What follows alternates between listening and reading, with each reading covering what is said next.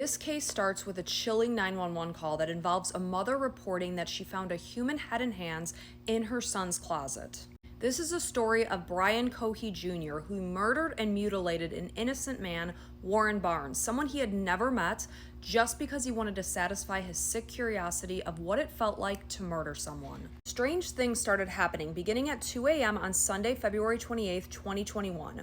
19-year-old Brian called his parents to tell them that he somehow managed to get his car submerged into the Colorado River. As police arrived and they managed to tow the car from the river, they noticed a red substance coming from the back of his trunk running down his bumper. But there was no explanation as to what this red substance was. Brian hadn't injured himself. He said he had no idea what it was. So after the car was recovered and brought back to their house, Brian's dad, Brian Sr., started looking through the car and came across a wallet. Based on the contents, he saw that it belonged to a 69-year-old man named Warren Barnes, and when he contacted an employment card from inside, he realized that the man was reported missing.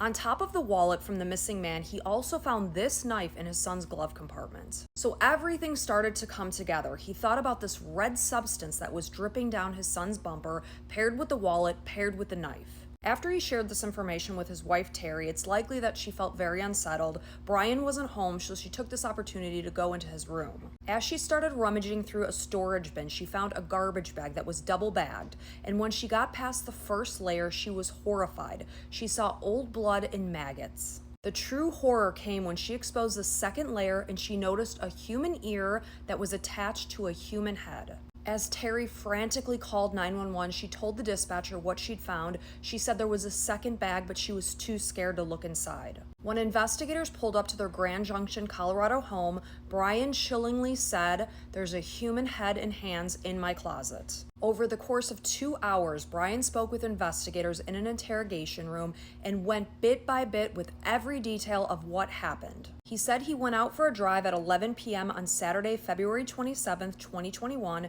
He was driving under a bridge and he noticed a figure laying under a canvas. Because Warren Barnes was someone that chose to live on the streets, Brian took this as if he was a throwaway. He thought if he murdered this man, no one would care. Warren was a constant figure around town and everyone loved him. He was known as the reading man because he was always known to sit peacefully and read his paperbacks. Investigators were stunned to hear the details of what Brian had done to this innocent man. Warren was sleeping in this very spot. He walked up to him wearing a Michael Myers mask and a Michael Myers jumpsuit and plunged the knife into his neck. Brian speculated that he might spend about 15 years in prison for what he had done, but he was sentenced to life in prison without the possibility of parole.